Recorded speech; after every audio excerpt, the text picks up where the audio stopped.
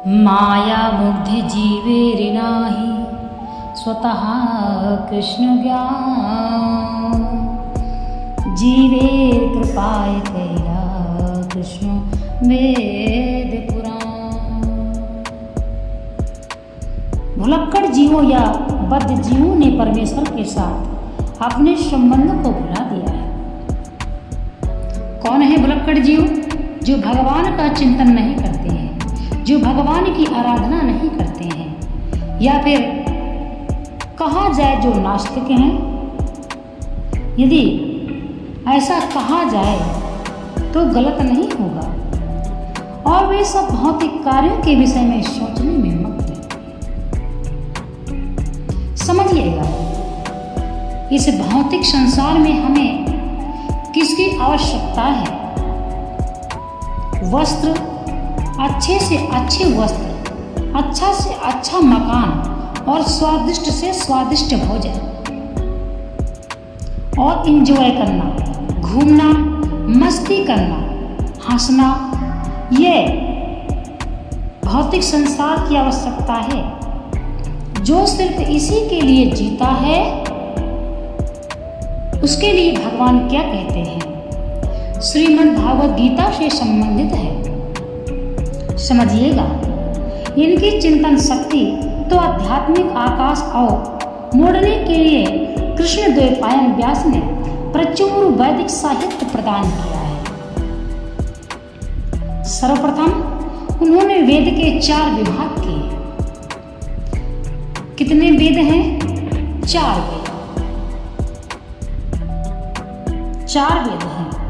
फिर उन्होंने उनकी व्याख्या पुराणों में की, और अल्पज्ञों के लिए उन्होंने महाभारत की रचना की। महाभारत में ही भगवत गीता दी हुई है। तत्पश्चात वैदिक साहित्य का सार वेदांत सूत्र में दिया गया है।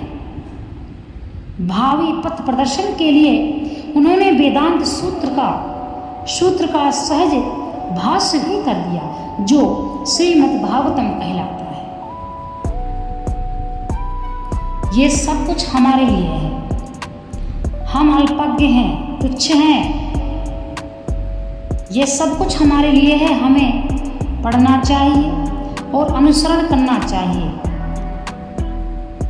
जब आप पढ़ेंगे तभी आप समझ पाएंगे जीवन का रहस्य क्या है, क्या सत्य है और क्या असत्य है। जो भौतिक जगत है, ये केवल एक सपना की तरह है। क्यों?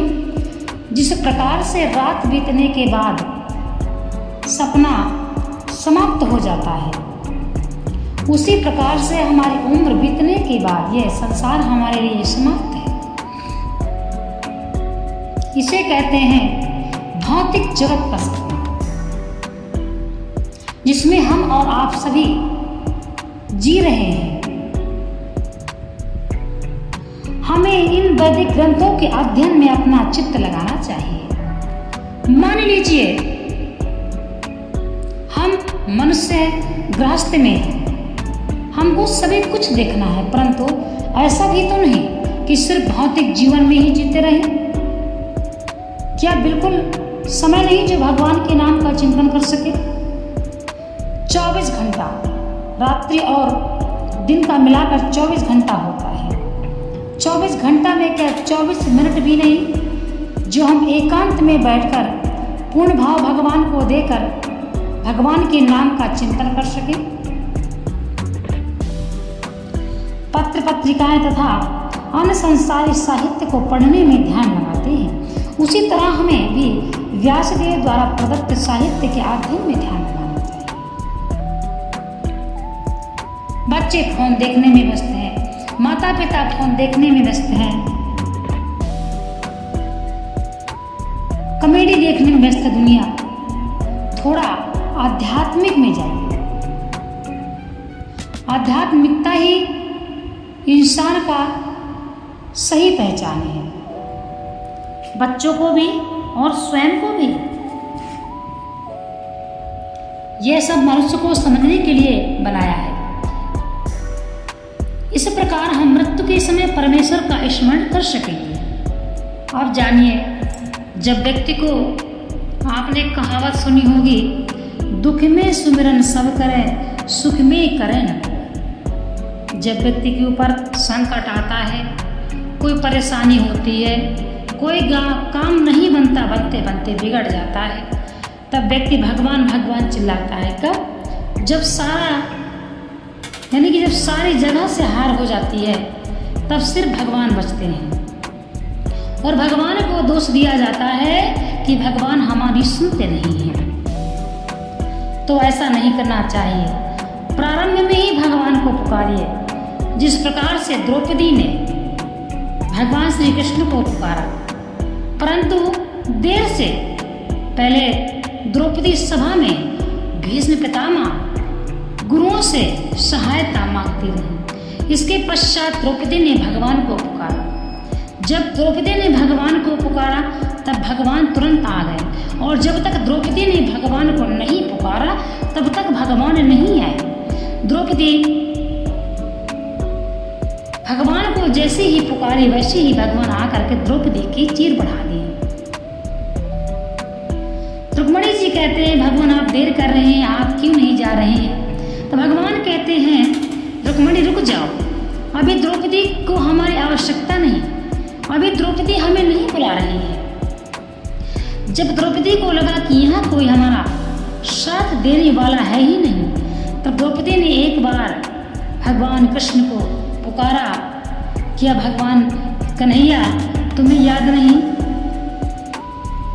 बचपन की एक बार भगवान कृष्ण के अंगूठे में चोट लग गई, तो द्रौपदी ने अपना दुपट्टा फाड़ करके भगवान कृष्ण के चीर बांध दिया। उसी का एहसान है, भगवान कभी किसी का नहीं रखते। जैसे द्रौपदी ने ध्यान दिलाया भगवान को, क्या तुम बचपन का भूल गए प्रभु, जब तुम्हारे चोट लगी हमने चीर बांधी थी?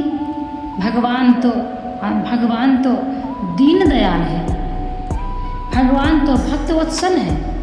भक्ति भी करने की आवश्यकता नहीं, यदि हम भगवान के नाम का केवल भाव से चिंतन ही करते हैं। जैसे ही द्रौपदी ने भाव से भगवान को पुकारा, वैसे ही भगवान आकर के चीर बढ़ा दी। यदि पहले भी द्रौपदी भगवान को पुकारती, तो पहले भी भगवान आकर के चीर बढ़ा देते। हमारे पास जब कोई समस्या आती है और हमारा काम नहीं बनता, हम भगवान को पुकारते नहीं। मदद हम दूसरे से मांगते हैं और दोष हम सिर्फ भगवान को देते हैं। भगवान भी साथ नहीं देते। अरे अभी तक हमने भगवान से ये तो नहीं कहा, भगवान आओ हमारी सहायता करो, भगवान तुम ही हो, कोई दूसरा नहीं है। सबसे पहले तो भगवान को ध्यान दिया नहीं। इसीलिए भगवान को कभी नहीं भूलना चाहिए। हर समस्या भगवान हमारी हल करते हैं। भक्त वत्सल भगवान है। यदि हमसे गलतियां भी होती हैं, तब भी भगवान हमारी गलतियों को क्षमा करते हैं। ईश्वर है, एको ब्रह्म द्वितीयो नास्ति, समस्त जगत के ईश्वर है प्रभु, दूसरा कोई ईश्वर नहीं है। इसीलिए ईश्वर ही हमारा पिता है, वही हमारा ध्यान दे सकते हैं। हम में